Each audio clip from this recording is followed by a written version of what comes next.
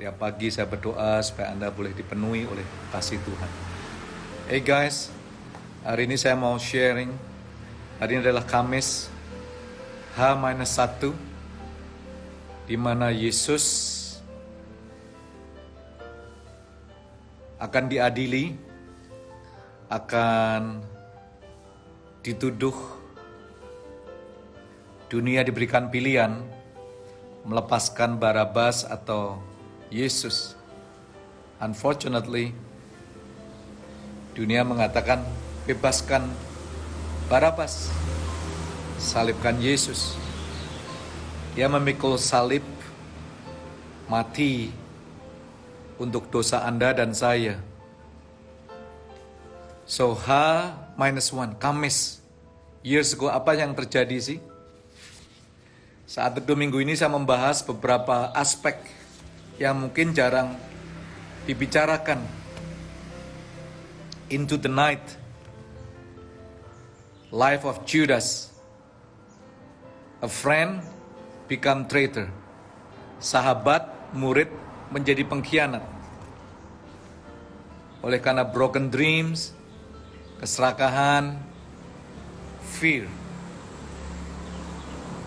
That week, Holy Week, minggu ini disebut Minggu Kudus. Maria, buli-buli pualamnya, alabaster box. Simbol identitas daripada seorang wanita yang berdosa. Tapi dia menyadari bahwa dia buat komitmen. Dia menemukan berkat Tuhan di kaki daripada Yesus. Dia membawa semua beban di kaki Yesus. Dan dia memberikan yang terbaik di kaki Yesus. Hari ini saya membahas the last miracle. Mujizat terakhir yang Yesus lakukan di muka bumi ini. Unheard, jarang sekali dibahas. The last miracle. Yuk kita buka dalam Lukas 22 ayat 47 sampai 53. Mujizat terakhir sebelum Yesus meninggalkan murid-muridnya di muka bumi ini. Sebelum dia disalibkan. Lukas 22 ayat 47 sampai 53. Waktu Yesus masih berbicara, datanglah serombongan orang, sedang muridnya yang bernama Yudas, seorang dari ke-12 murid itu berjalan di depan mereka. Yudas mendekati Yesus untuk menciumnya. The kiss of the betrayal is right there. Sudah amazing sih. Minggu-minggu ini sebenarnya Tuhan banyak bicara kepada Yudas, tapi memang hatinya keras. Akhirnya dia menyerahkan Yesus dengan ciumannya. Tapi saya tidak akan membahas ini. Saya akan membahas the last miracle yang Yesus lakukan. Ayat 48, maka kata Yesus kepadanya, "Hai Yudas, engkau menyerahkan anak manusia dengan ciuman? Are you betraying the Son of Man with a kiss?" It's quite deep. We'll discuss next time. Ketika mereka yang bersama-sama dengan Yesus melihat apa yang akan terjadi, berkatalah mereka, "Tuhan, mestikah kami menyerang mereka dengan pedang?" I can imagine, I can understand. Petrus bersama murid-muridnya, emosinya. Dia bangkit, dia nggak mau gurunya dihina seperti itu. Dan seorang dari mereka menyerang hamba imam besar sehingga putus telinga kanannya. That's Peter. Dia membawa pedang daripada tentara yang mau menangkap Yesus waktu rebah. Nanti kita baca dalam bagian sesi daripada Yohanes 18. Ayat 51, Lukas 22.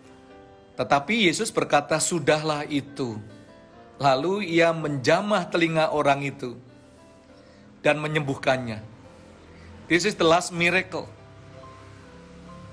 I was stunned. Semalam saya kata, wow. Masih dia bisa memikirkan untuk kebaikan orang yang akan menyesahnya, menangkapnya. Maka Yesus berkata kepada imam-imam, kepala dan kepala-kepala pengawal bait Allah, serta tua-tua yang datang untuk menangkap dia. Katanya, sangkamu aku ini penyamun, maka kamu datang lengkap dengan pedang dan pentung. Padahal tiap-tiap hari aku ada di tengah-tengah kamu di bait Allah, dan kamu tidak menangkap aku. Tetapi inilah saat kamu, dan inilah kuasa kegelapan itu. Saya ajak untuk Anda membuka sebentar supaya kita bisa mendapatkan gambaran yang lebih jelas. Yohanes 18 ayat 1 sampai ayat yang ke-11. The Book of John, Yohanes ayat 18 1 sampai 11. Setelah Yesus mengatakan semuanya itu, keluarlah ia dari situ bersama-sama dengan muridnya, dan mereka pergi ke seberang sungai Kidron. Di situ ada suatu taman, ia masuk ke taman itu bersama-sama dengan muridnya, Getsemani. Dia ada di Getsemani. Yudas yang mengandai Yesus tahu juga tempat itu, karena Yesus sering berkumpul di situ dengan murid-muridnya. Maka datanglah Yudas juga ke situ dengan sepasukan prajurit dan penjaga-penjaga bait Allah yang disuruh oleh imam-imam, kepala, dan orang-orang Farisi, lengkap dengan lentera, suluh, dan senjata. Maka Yesus yang tahu semua yang akan menimpa dirinya maju ke depan dan berkata kepada mereka, siapakah yang kamu cari? Jawab mereka, Yesus dari Nazaret. Katanya kepada mereka, akulah dia. Yesus ini membuat saya pribadi kagum. Manusia dikejar, walaupun dia tahu salah, dia coba untuk lari. Tapi Yesus hadapin itu. Siapa yang kamu cari? Dia tidak ngumpet, dia tidak mengirim anak buahnya, muridnya dulu, tapi dia hadapin di depan. That's the character of leaders. Take the initiative, take the leadership role, berada di depan. Kamu yang kamu cari, aku, inilah aku. Akulah dia itu. Yudas yang mengkhianati dia berdiri juga di situ bersama-sama mereka. The eyes of betrayal. I wish I can just talk Judas, saudara. Waktu Maria wanita pendosa memecahkan buli-buli alamnya, Judas was there. Waktu Yesus ditangkap, Judas was there. Kalau waktu itu terjadi zaman sekarang, Anda dan saya ada di mana ya? Dan siapa kita? Yudas, Petrus, murid-muridnya. Think about it. Ayat 6. Ketika ia berkata kepada mereka, akulah dia, mundurlah mereka dan jatuh ke tanah. Yesus ngomong, I am. Tentara-tentara mundur langsung brrrt, tergeletak guys. Maka ia bertanya pula, siapakah yang kamu cari kedua kali? Yesus dari Nazaret. Jawab Yesus, telah kukatakan kepadamu, akulah dia. Jika aku yang kamu cari, biarkanlah mereka ini pergi. Dia tidak mau murid-muridnya ditangkap juga. Demikian hendaknya supaya genaplah firman yang telah dikatakannya, dari mereka yang engkau serahkan kepadaku, tidak ada seorang pun yang kubiarkan binasa. Lalu Simon Petrus yang membawa pedang, menghunus pedang itu, menetapkannya kepada hamba imam besar, dan memutuskan telinga kanannya. Nama hamba itu Malchus. Kata Yesus kepada Petrus, sarungkan pedangmu itu. Bukankah aku harus minum cawan yang diberikan Bapa kepadaku?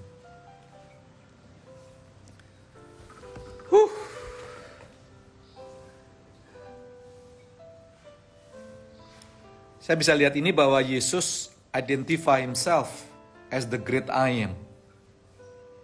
Waktu dia berkata, siapa yang kau cari? Yesus dari Nazaret. Dia katakan I am. That power I am. Membuat tentara-tentara itu rebah, gak tahan. Terjatuh, gemetar. Yudas ada di situ. Imagine, think about it. Hari Kamis, exactly hari Kamis. Petrus ini memang emosian. Petrus ini memang orang yang gak mau dihina. He take matter into his hand. Dia ambil sarung pedangnya. Saya kira Petrus gak sengaja itu ya mau chop kaki telinga kanannya, dia nggak ahli. Saya pikir-pikir, saya kira dia akan disikat itu sama Petrus. Tapi Alkitab menuliskannya kena telinga daripada Malkus itu. Dan Anda tahu di sini Jesus touch. Dia menjamah telinga daripada orang yang akan menyerahkan untuk disesah. Jesus touch his ear, menjamah telinga kanannya dan heal. You know kata-kata touch itu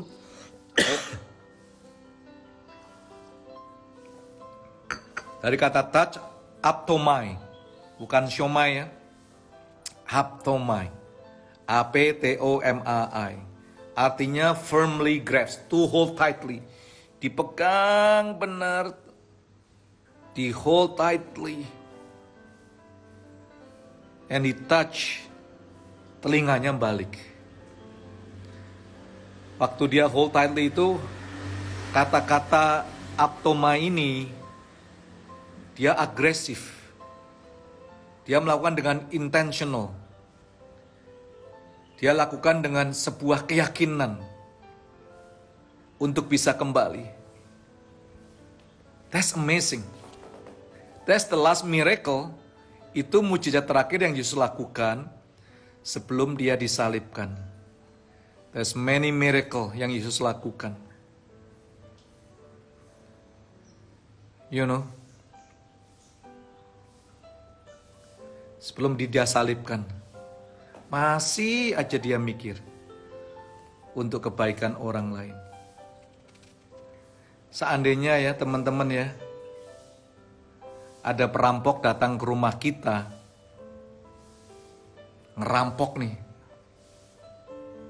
ambil barang, ya kita oke lah. Tapi perampoknya masuk kamar kita,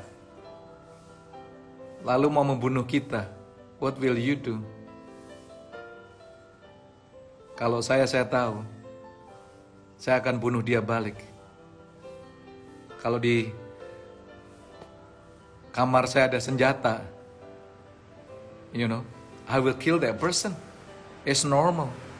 But not Jesus.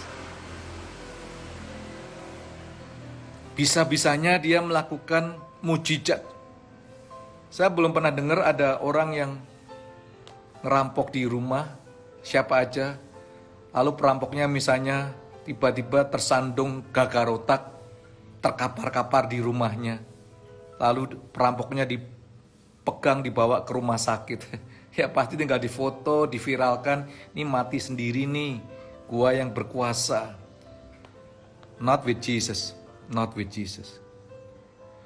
Ada 3 hal yang saya ingin bagikan sebagai saat teduh kita. Yang pertama, the last miracle of Jesus, dealing dengan telinga. Dealing dengan telinga, pendengaran. Karena Yesus tahu, tanpa pendengaran yang baik, iman kita tidak bisa bertumbuh. Faith comes by hearing. Faith comes by hearing. Hearing the word of God. Firman Allah ini. So tidak kebetulannya telinga enggak. Everything ditulis di Alkitab diinspirasi oleh Roh Kudus. Karena Anda dan saya tidak bisa, manusia tidak bisa bertumbuh kalau dia tidak mendengar firman Tuhan. My sheep hear my voice, domba-dombaku mendengar suaraku. The last miracle of Jesus, dealing dengan telinga manusia. Masih ingat dalam Yakobus 1 ayat 19 sampai 24. Cepat kalau mendengar, lambat kalau ngomong. Cepat kalau mendengar, ngomongnya tuh lambat supaya engkau tidak jatuh dalam berbagai kemarahan demi kemarahan. Banyak manusia cepat ngomongnya, pendengarannya lamban, tuli. Tadi pagi saya bangun jam 5, saya renungkan seni. This is fresh. Tuhan, what do you mean? Saya tadi bertanya, Tuhan kasih 3 hal ini. I want to heal.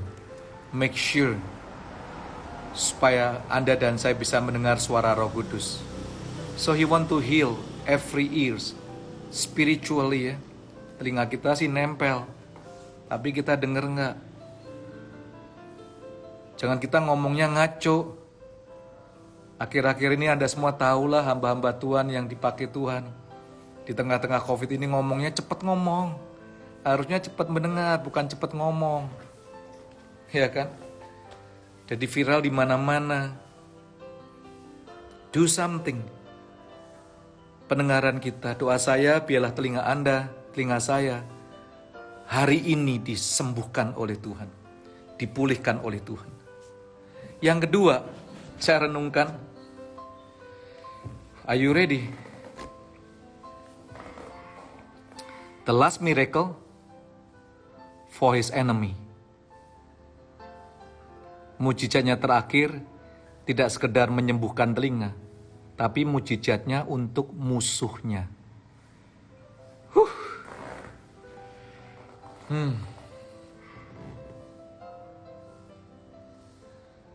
The last miracle for his enemy. That's what discipleship is all about. That's what following Jesus Christ is all about. Karena Yesus tahu, ingat dalam pengajarannya di bukit, Matius 5 ayat 44, yuk kita buka sebentar. Atau nanti Anda baca aja di rumah. Singkatnya, kasihilah musuhmu. Kasihilah musuhmu dan berdoalah bagi mereka yang menganiaya kamu. Itu Yesus mengajar. So he want to show it to his disciple, even to the whole world. Aku bukan omdo doang. I do what I speak, what I teach, what I say. So Matius 5:44, kasihilah musuhmu, love your enemies. Ada amin? Ayo kalau belum bisa pagi hari ini kita berdoa, love your enemy.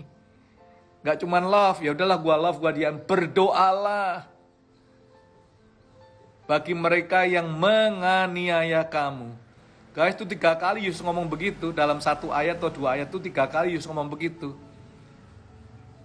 Love your enemy and pray for them who persecute you. Last miracle for his enemy.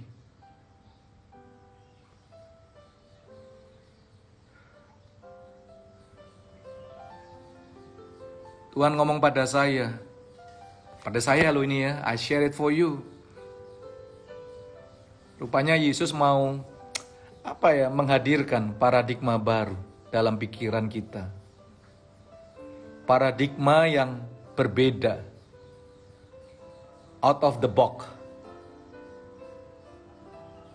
I do miracle for my enemy. Itu paradigma baru. Untuk Anda dan saya boleh mengenapi Matius 5 ayat 44. Yesus ini memang amazing. Saya berdoa supaya kita semua lebih cinta kepada Dia. Dia makan dengan orang berdosa, tenang aja. Dia menyembuhkan pada hari Sabat, tenang aja. Dia bisa sabar dengan santainya mendengar curhatan daripada wanita di sumur, sinner, wanita berdosa. I think ini juga inspirasi bagi para pemimpin, bagi gereja Tuhan. Ya kan? This is inspirational. H-1, Christ Center. Saya tuliskan, saya nggak ada waktu banyak. This is what the grace is all about. Grace in action. Banyak orang ngomong grace hanya untuk diri sendiri. Hidupnya nggak benar. Udah banyak ngaconya. Lalu dia gembar-gembor kasih karunia. Seolah-olah grace itu melegitimasi mereka hidup di dalam dosa. Grace itu dahsyat kalau grace itu diaplikasikan tidak untuk diri sendiri saja. tapi untuk orang lain. Seringkali kita mau menerima kasih karunia satu skop gede, tapi kalau untuk orang lain kita kasih karunia sesendok kecil seperti obat. Nope. This is the grace in action. The grace for your enemy, not just for yourself. The grace for the people out there yang belum mengenal Yesus Kristus, yang pernah menipu saudara, yang pernah menganiaya saudara. Yuk saya berdoa supaya kita punya paradigma yang baru. Satu hari sebelum salib, sebelum Golgota. By the way, besok jam 9 kita langsung devotionalnya di IFJF Jakarta YouTube ya guys. I like to take one day break, but you can just join me in IFJF Jakarta.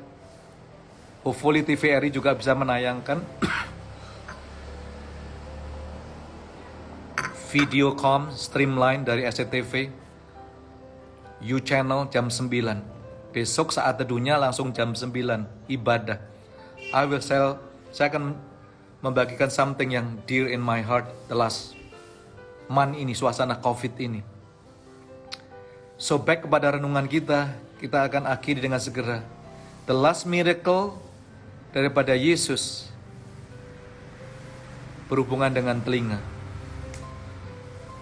The last miracle yang Yesus lakukan untuk musuh-musuhnya.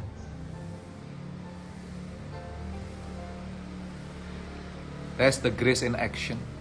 Yang terakhir, the last miracle is for you and for me. To protect you. Untuk melindungi Anda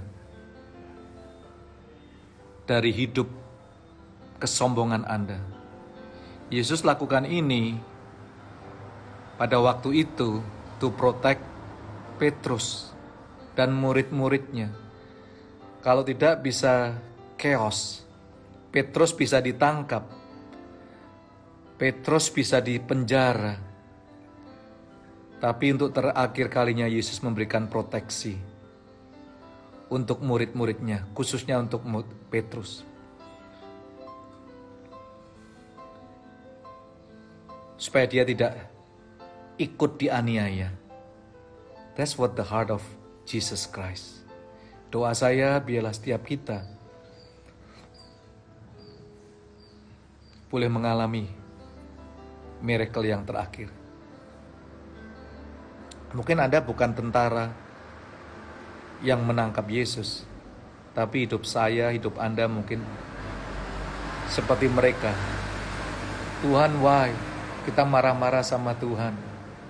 Kenapa demikian? Kenapa you gak dengar doaku? We fight, we angry with God.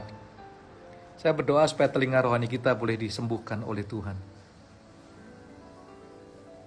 Kalau Anda punya teman yang belum kenal Tuhan, yuk kasih karunia-Nya ini kita bagikan kepada mereka. Di saat COVID ini, mereka menunggu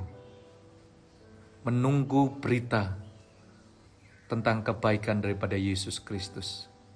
Atau mungkin Anda punya teman yang menjadi musuh Anda.